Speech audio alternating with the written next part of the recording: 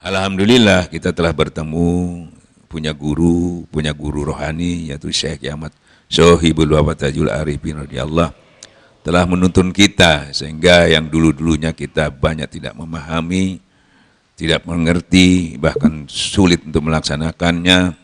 Alhamdulillah dengan barokah karomah beliau kita mudah mendapatkan apa yang didapatkan oleh orang-orang yang dahulu telah mengamalkannya, yaitu orang-orang soleh, orang-orang yang dipilih oleh Allah Subhanahu wa taala. Mudah-mudahan kita masuk ke dalam golongan orang-orang yang dipilih oleh Allah.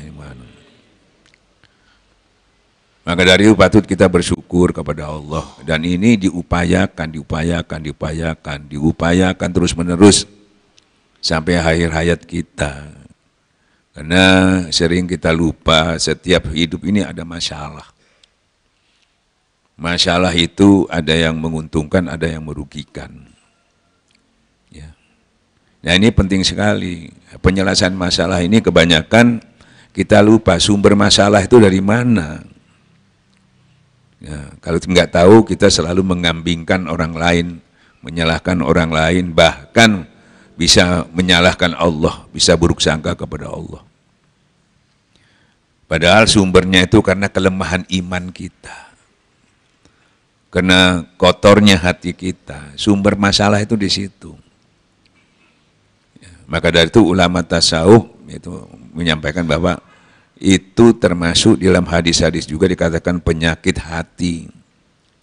Ya, penyakit hati itu merusak segala-galanya, merusak tatanan semuanya. Maka dari itu ulama tasawuf fokus bagaimana memperbaiki hati itu tadi, sekaligus memperbaiki hati itu termasuk di dalamnya, di situ ada iman, ya, ada tauhid, ada ketakwaan, ada keikhlasan, ada keridhaan, itu rusak semua. Ya, sehingga hati kita menjadi batu. Maka dari itu firman Allah mengatakan, wahai orang beriman, kapan kamu serius, yaitu untuk khusyuk, untuk mendekatkan diri kepada Allah. Kapan? Ya, itu orang beriman itu dihimbau itu. Kapan seriusnya? Hatta ente mau serius juga kalau tidak ada gurunya, tidak tahu caranya, nggak bisa. Padahal ente mau serius nggak bisa juga. Maka itu harus ditanyakan, harus digurui. Fas'alu ahla zikir in kuntum la ta'lamun. Tanyakan kepada ahli zikir kalau kamu tidak mengetahui. Dari seluruh pengetahuan yang harus digurui itu zikrullah. Yang lain boleh otodidak. Boleh hanya pakai kitab. Tapi kalau masalah tasawuf, masalah hakikat, masalah zikrullah, itu harus ada gurunya. Kalau nggak ada gurunya, dia sama dengan berguru dengan syaitan. Maka asalnya banyak sekali orang berguru tasawuf, membaca kitab-kitab tasawuf, wirid-wirid dan sebagainya, tanpa guru, tanpa diijazah oleh guru mursyid. Ya, banyak yang sinting, ya. Banyak yang menyelemahkan syariat itu sendiri, banyak yang rusak syariatnya. Nah, ini kadang-kadang yang disalahkan itu ilmunya, bukan. Ya, itu karena tidak melalui prosedur, tidak mengikuti aturan. Nah, maka dari itu disebutkan dalam Quran, ya, memang nama-nama Allah itu banyak yang baik, mintalah dengan nama-nama itu. Ya, jadi disuruh kita baca, diwiridkan, tetapi jangan kamu ikuti orang-orang yang menyimpang. Nah, jadi banyak sekali ya, bacaannya nama-nama Allah, asma'nya bagus, tapi tujuannya menyimpang, nggak steril. Nah itu timbulnya bermasalah, jadi istidrat. Bukan dia tambah dekat kepada Allah, tambah jauh. Jadi yang sulit itu seakan-akan itu sudah benar, karena yang dibaca itu asma Allah, nama-nama Allah yang diwiridkan. Tapi karena salah tujuannya, tujuan yang salah itu kemana? Tidak ke Allah, ke dunia, kepentingan dunia. Maka disebutkan dalam Al-Quran juga, Allah menyampaikan khususnya kepada majelis tarekat itu, bersabarlah kamu duduk-duduk bersama orang yang mengharapkan ridhonya Allah pagi dan petang. Sabar. Duduk ini nggak bisa kalau nggak sabar. Terus jangan kamu palingkan sedikit pun pandang kepada perhiasan dunia, Jangan ke sana arahnya. Kalau dulu kita ke perhiasan dunia, kita yang punya kepada Allah yang punya dunia. Steril itu. Jadi kita dapatkan hasilnya itu steril, kita kena dapat ridhonya, dapat izinnya mengambil nikmat-nikmat yang bentuknya apapun. Kalau tidak kita mencuri namanya itu. Itu semua karena milik Allah. Makanya nggak diberkahi, nggak diridhoi. Ya. Walaupun kamu dapatkan, tapi tidak diridhoi. Nah, inilah tarekat itu membantu itu. Ya. Makanya guru itu sangat penting, khususnya guru-guru tasawuf. Nah, untuk memilih guru-guru tasawuf itu enggak mudah. Enggak mudah. Kalau dapat petunjuk, pertolongan dari Allah enggak mudah.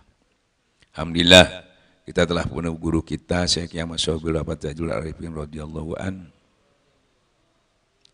Yang kamil mukamil, yang dipilih Allah untuk kita semuanya. Makanya kita tetap istilahnya wasilahnya atau silsilahnya atau sanatnya gigit dengan keras, itulah wasilah. Tali Allah yang sampai kepada Allah. Gigit dengan gerahmu dengan kuat, jangan dilepas lagi. Jangan tolak-tolak lagi, jangan kemana-mana lagi. Insya Allah kita akan masuk ke dalam orang-orang pilihan Allah itu tadi. Maka selamatlah kita.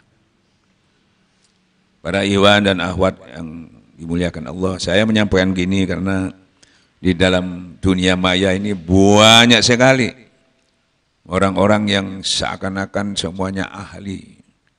Ya, tapi kebanyakan ahlinya itu ahli menyampaikan. Ada yang menyampaikan bagus, tapi amaliyahnya kurang bagus. Ada yang amaliyahnya bagus, penyampaiannya kurang bagus. Sehingga kebanyakan kita menerima itu membingungkan. Tidak jelas. Gitu. Nah, maka dari itu alhamdulillah jangan sampai kita terpengaruh, ya. Jangan sampai kita terkecoh dengan apa-apa yang kita lihat di YouTube. Dan juga kita tidak perlu lagi menyelidikinya, tidak perlu lagi menyalahkannya, tidak perlu lagi memeriksanya, nggak perlu. Ya. Kita lebih baik menyelidiki, memeriksa diri kita sendiri, apa kekurangan kita. Dan bisa didiskusikan dengan ustadz-ustadz yang ada di sini, atau wakil-wakil talqin yang ada di sini, insya Allah sempurna. Ya, jadi sampai campur aduk, jadi bingung nanti.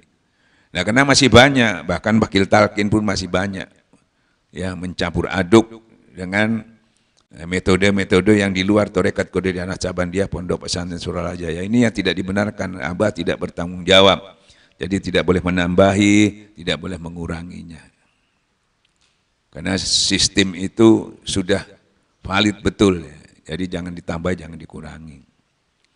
Nah, kebanyakan kita mau nambah-nambahi, jangan. Hasilnya nanti tidak steril lagi. Nah, itulah saya harapkan supaya kita sebelum iwan jangan sampai terpengaruh.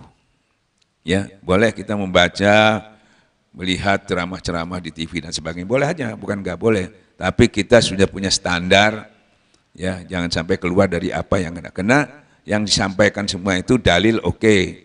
Tapi kalau mau dijadikan panutan, karena bukan guru kita Syekh Ahmad Syobul Tajul Arifin radhiyallahu anhu. Itu yang kita menjadi rujukan. Ya. Karena kadang-kadang orang ini, saya maunya berapa guru, berapa orang yang kita mau ambil. Kalau sampean kiai, ya, ulama, itu enggak masalah. Karena dia istilahnya punya pengetahuan yang mumpuni, ya. Tapi kalau kita awam jangan, ya. Kalau kiai, kalau umat mungkin dia bisa menempatkan posisinya dengan dia banyak berguru, yaitu mengambil beberapa torekat yang enggak masalah. Ya, ya mudah-mudahan. Itu pun banyak juga kelemahannya sebetulnya. Ya. Maka dari itu kita patokan kita, guru kita amalan kita yang sudah ditetapkan, zikir jahar, zikir khafi, ya, hataman, manakib, ziarah, itu yang menjadi patokan. Karena banyak sekali juga pendapat-pendapatnya ya bisa dikatakan benar juga. Tapi kita bukan berguru kepada yang menyampaikan itu. Ada yang menyampaikan begini, kalau sudah mantep zikirnya khafi, zikir jaharnya nggak perlu lagi. Ada yang mengatakan nggak perlu lagi capek-capek, khafinya aja. Ya, ini keliru. Nah, guru kita nggak pernah mengatakan begitu. Bisa juga benar, karena ada dalil juga mengatakan di salah satu tarekat mengatakan mana yang baik, zikir jahar apa zikir khafi. Itu juga seorang wali yang mengatakan, katanya bahwa kalau zikir jahar itu pemula, tapi kalau sudah lanjut, sudah paham, dia lebih baik melakukan zikir khafi aja. Benar juga, tapi yang menyampaikan bukan guru kita. Jadi tiap-tiap orang punya pemahaman sendiri-sendiri. Jadi kita mengikuti sami'na wa ta'na ke guru kita, bukan ke guru orang lain.